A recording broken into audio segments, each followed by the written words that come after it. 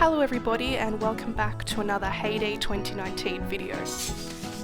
In today's video I just thought I'd do a little bit of gameplay while also doing some global shopping, which is not something I've actually done before. I only learnt about it the other day, courtesy of GizmoSpike's live stream, when she did it in her live stream, and I was really surprised. Like, I knew about, you know, the recent contributors and all that with the global events, but it never occurred to me that I could go and shop in their farms rather than going through the paper, because of the amount of ridiculous bot farms there is. And I did that in this video, and you will see that in a little bit. And how many good items were on sale as well. Like, I would highly recommend it if you didn't know that you could do that, or if you haven't done it before. So yeah, I'll be doing that a little bit later, but right now I'm just going through doing my basic farming activities, feeding my animals, filling up my machines, and taking a new derby task. I got Indigo. This mystery derby has not been kind to me at all. I try in the normal derbies to go for the tasks that don't have a time limit, because my life has been quite hectic at the moment with studying and whatnot, so I don't want to pick tasks that have a time limit and then, you know, not give myself enough time to actually complete the task, because then I'm letting my team down. And normally I'm pretty lucky with the mystery derby. Normally I get, you know, fishing or mining or town or something like that, but this time round I have not been so lucky. The first one I got was a truck task for 24 hours. The second one I got was a town visitor task. And then last night I got one for lemon curd. And then this morning I picked one up for indigo, which is not too bad, but, you know, it could be better.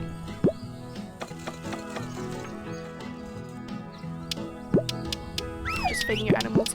Make sure you feed your pets, because as you can see they give you expansion materials and swords and axes, which are so useful, because I don't know about you, but I am always running low on those items. So make sure you do that on a daily basis as well, and watch for when they refresh, because I believe the donkeys refresh, is it every 6 hours or something? I don't know, but it's quicker than the rest of them because they are always eating up my carrots.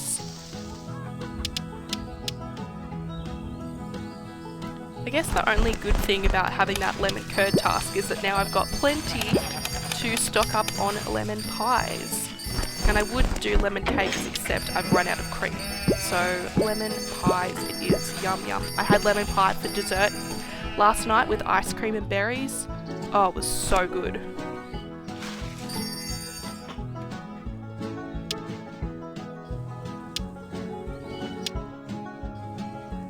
I'm always running out of eggs as well. I just wish that I had a bigger barn capacity, because that would make life just so much easier. And there's my seesaw that I think I may or may not have seen Fred from Heyday Tinker. She is currently looking for Fred, and I don't know about you, but I think he could be on my seesaw. Or he's been on my seesaw, or even on the merry-go-round down near where my dogs are. Maybe he likes to go and play in the playground areas on my farm, you never know. So I'll have to keep an eye out and see if he comes back.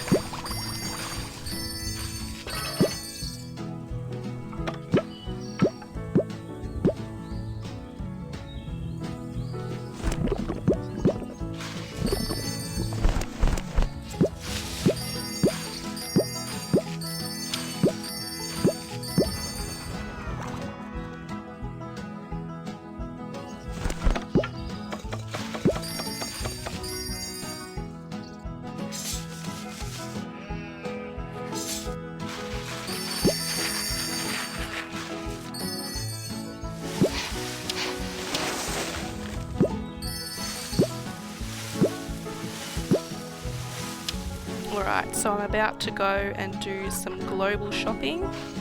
Currently we have this fishing event, and in order to be able to access this area, you need to achieve the global threshold. So with the little meter above, when you reach the threshold that has a little globe next to it, then you will be able to access this area and go to recent contributors, because I learned this tip from GizmoSpike, because that means that they are indeed active. So there's more likely to be good items in their roadside stands. So let's go and have a look and see if I can find any goodies. And it's kind of hard because my barn is always filling up. But last night I managed to upgrade my silo. I found about like 15 wooden panels, and the wooden panels are my rare for my silo. And I was able to upgrade my silo, so I was super happy with that. And even if you're just looking, see, duck feathers there, but my barn is full, of course it is. Even if you're just looking for, you know, items that you might be low on, yeah, you may be able to find them in people's roadside stands as well, so I would highly recommend it. And also it's good because I can see some of my friends in my friends book there, or people in my neighbourhood as well, which is really cool. Then I can go and visit their farms and see their beautiful designs as well. So I would highly, highly recommend doing this if you haven't already, or if you didn't even know that you could, like me. I don't know, it just never occurred to me to do this before until GizmoSpike mentioned it in her live stream the other day.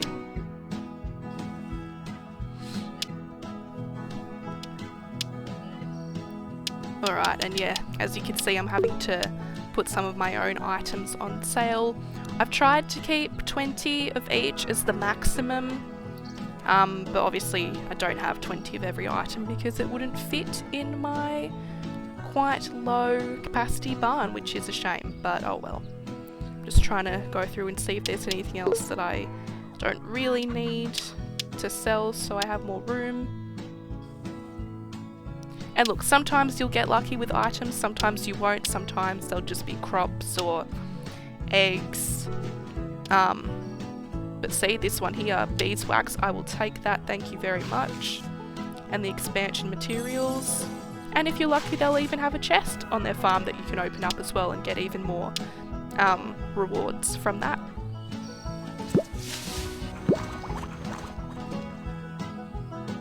Let's see what else we can find, if we can find any more goodies. Nope, there's some more nails and stakes. I took the stakes, but I don't actually need the stakes because I don't have enough deeds or mallets to expand any more land, so I end up actually selling 10 stakes later on.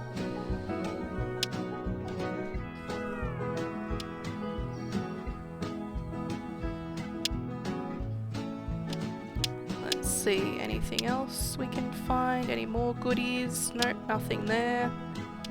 Next one. And apologies for my speedy gameplay. I was just trying to go through as fast as I could to see if I could find, you know, many good items that I can use to upgrade my barn, hopefully, because that is my next hopeful goal that I am close to, is upgrading my barn. I think I'm almost there with the planks, but I still need quite a few more tape and bolts.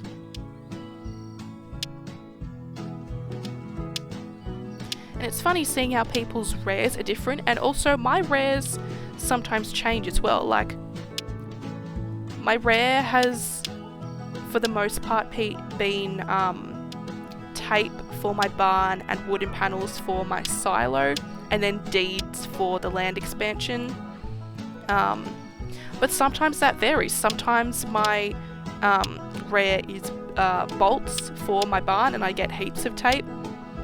And sometimes my rare is nails for my silo and I get heaps of wooden panels and screws. I don't know, it's weird how it changes like that, but what can you do? Oh, that's a good stand. Except I don't think I'm going to take much from here because I've only got 7 spaces. Ugh.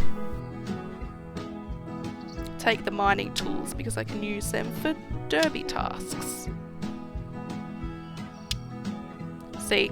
Lots of stakes, and then I end up selling them because I don't have enough. Probably could have sold the deeds and mallets as well, just for space, because I'm not really fussed about upgrading my land at the moment. Or expanding my land, I should say. Don't really need the space.